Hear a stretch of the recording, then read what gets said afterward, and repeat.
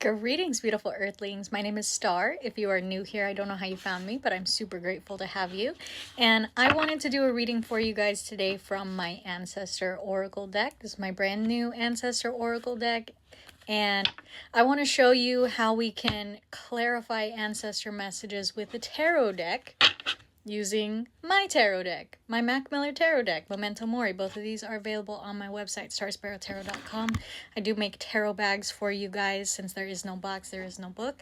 But I'm going to go ahead and call the ancestors of my highest good to this reading. And let's get something to talk about. Give me something. No hesitation. Okay. Sorry, my belly's in the way.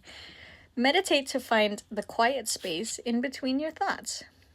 I'll sit with that for a minute. You have anything else that I can pull on? Maybe some kind of question. For those of you guys who haven't seen, I've been doing a couple of videos here with this Ancestor Oracle deck today to show you guys kind of the intention behind reading with it, talking with your ancestors, facilitating conversation. I like to think of these cards as talking cards, kind of like journal prompts. Some are advice, some are questions, some are just meant to kind of hurt your feelings a little bit, to get you really thinking and reflecting and asking questions to your ancestors about how to go about your growth and spiritual journey and whatnot. And I think that they're not going to give me another one. They want me to use this card as an example, so I'm going to go ahead and use that one. Okay, so this one says, meditate to find the quiet space in between your thoughts. So I'm going to go ahead and ask for clarification here. Ancestors, thank you. Two more. Thank you, thank you. Okay, we got three more. So, the cards that they gave me here is the Ace of Wands. I don't know what order these fell out in. Chariot reversed, Two of Wands reversed, and the Death card. Give me a second. Okay, so what the Ancestor realm here is talking about is when we come up with some kind of idea, some type of passionate idea, something that we really want to pursue, something that we think might be a good idea, something that we are really excited about, right? Something where we're thinking about it, we're spitballing ideas, like this could really be a lot of fun, this could be a good passion project. And then when you start thinking about it, laying things out on paper, you realize this is gonna take a long time. I don't have the resources for this. I don't have the team for this. I really can't get going on this as quickly as I'd like. Sometimes we get stuck in our own head of thinking like, maybe I might just have to put this off until later. And, maybe it's not such a good idea. Maybe that's the whole point, is for me to look at this and realize like it wasn't such a good idea, right? And it's not to say that these projects, these passion projects, these ideas, these new jobs, things that we want to pursue, it's not to say that they're bad ideas. It's just to say that timing is everything. And sometimes we're not in the right headspace to go about pursuing something like that right now.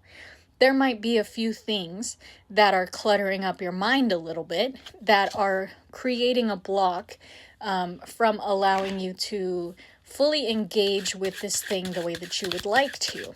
And sometimes it could be something super simple, like you just had a fight with one of your best friends and you're really fucking peeved about it right now. And that's really all you can think about. And you're trying to get your mind off of it by putting yourself into this project.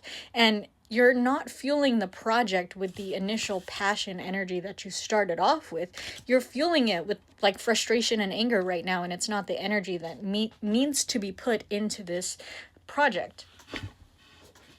It's not the right type of fuel, right? You're putting diesel where petrol goes. What? Unleaded, I don't know. I don't know the difference. But anyways, so when it comes to realizing like, damn, this might not happen right now, your spirits want you to understand that sometimes you got the idea on purpose because a lot of work needs to go into it anyways. So in the time that it's taking you to get through all this mental clutter, through all these problems about not having the resources, not having the team, not having the mental bandwidth to do it, right? In that time, continue to study, continue to set up the things that you feel like you need, continue to get your ducks in a row, even if it's one thing a day working towards that thing, right? Because if you take one tiny little step a day towards your project every single day, that gets you one step closer every day than if you weren't working on it because you'd rather make 5 steps ahead in one day, right? Some of us like to think, well, if I'm making one step, I might as well just put my nose to the grind and do 5 steps. But when we're not able to pursue 5 steps because we don't have the energy, we don't have the bandwidth, we got that block, we're fighting with our friend, we're having money issues, that sets us back because we're thinking, well, I can't really do that right now. I don't really have the mental bandwidth to do that. So I'll wait until next week, right? So in that week, if you were to do one little step every single day towards that project, one tiny little step, you would be 7 steps ahead by the time you get to next week. And then when you have the mental bandwidth to do it, you can add those 5 steps that you finally have the spoons for, right? And then you're 12 steps ahead, whereas you would have only been 5 steps ahead if you waited that whole week just to get to that day that you could do the 5 steps, right? Yeah, full reversed, Justice Reversed came out with that.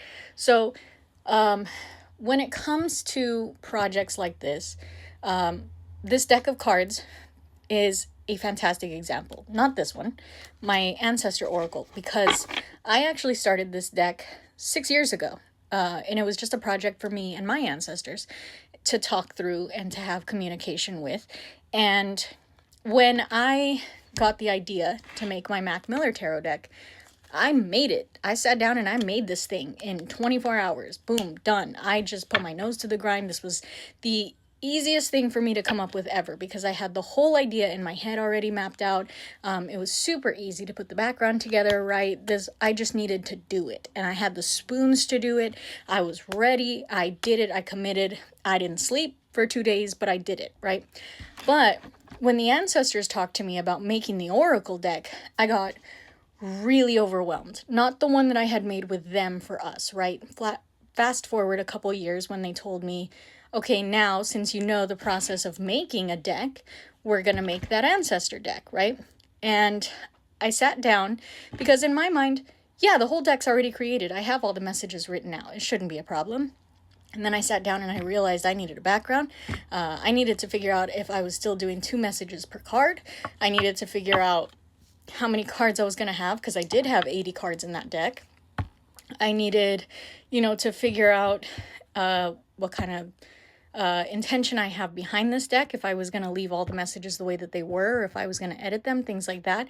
And every time I tried to sit down to do anything with this deck, I got super overwhelmed because I was like, I can't do this. I can't do this right now. I don't have the mental bandwidth to do this. I was pregnant.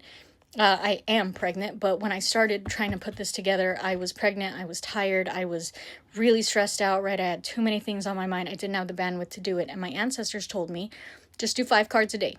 Because that's how we made the deck to begin with. We wrote 5 messages a day until we were done with the deck. Some days it doesn't happen, but you tried, right? You're still thinking about that project. You still put a step towards that project that day. You're still laying brick by brick. And if you lay 1 brick a day, by the end of the year, you're going to have a house. But if you're only waiting for the days that you have the spoons to lay bricks, you're going to stress yourself out. And it's going to be more and more time between the days that you have the bandwidth to lay the bricks, right? So the message that I'm getting here is meditate to find the quiet space in between your thoughts so that you can understand more clearly the path ahead when it comes to projects like this, some kind of project that you're working on that you really want to pursue, because you can see that 1 step a day when you sit down quietly and talk to your spirits about it. They'll help you find that 1 step a day. They'll show you how to lay 1 brick a day, but you need to commit to it and you need to ask them for help on finding the light at the end of the tunnel, right? They'll help you.